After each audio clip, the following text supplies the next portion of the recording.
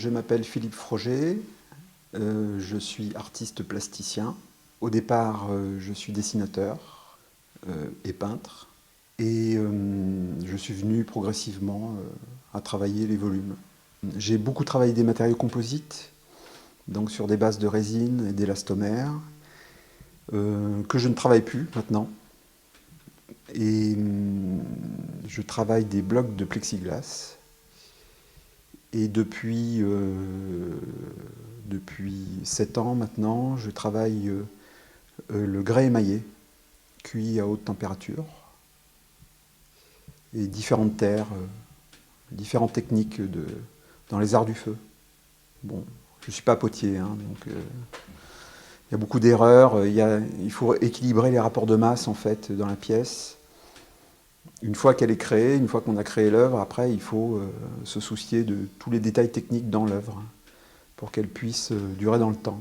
J'ai fait du grès au départ parce que je voulais des œuvres pérennes, qui restent dans le temps, ou même qui puissent être mises à l'extérieur.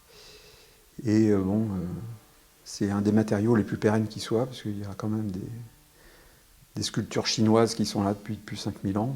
Je travaille les métaux aussi, et surtout l'acier, la soudure.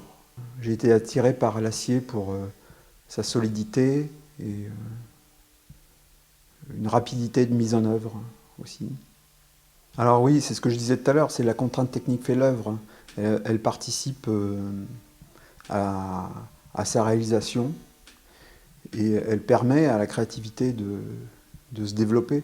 D'une certaine façon, dans mon travail, il y a une impulsion d'émotion qui est chaotique et après je la structure. Donc j'essaie d'équilibrer entre l'ordre et le chaos, en fait. Voilà. Donc la contrainte technique fait partie de l'ordre et la créativité fait partie du chaos. Alors s'il y a trop d'ordre, la sculpture est ratée. Et s'il y a trop de chaos, ça ne donne rien non plus. Les sujets que je traite, c'est souvent des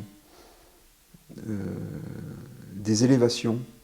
Il y a deux parties dans mon travail. Comme je suis dessinateur au départ, je continue toujours de faire du réalisme, régulièrement, mais je suis très vite allé vers l'abstraction.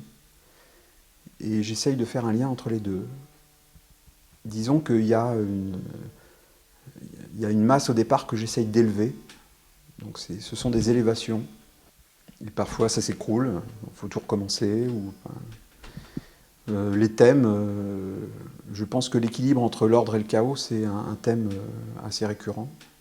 La transparence aussi. Le motif, c'est souvent des formes qui sont comme des explosions contenues.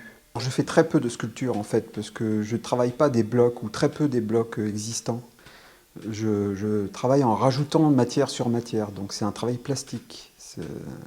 C'est la différence par rapport à la sculpture. C'est une zone de liberté.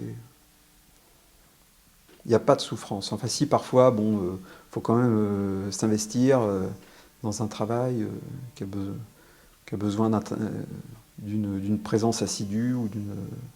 C'est-à-dire si je suis dans une idée, si je la perds, bon bah tant pis, dans ces cas-là, il faut travailler 10 heures d'affilée, c'est rare. Hein. Mais il y a très peu de souffrance en fait, à part physique, quoi, mais il y a très peu de souffrance, parce que disons que je m'amuse, hein, voilà.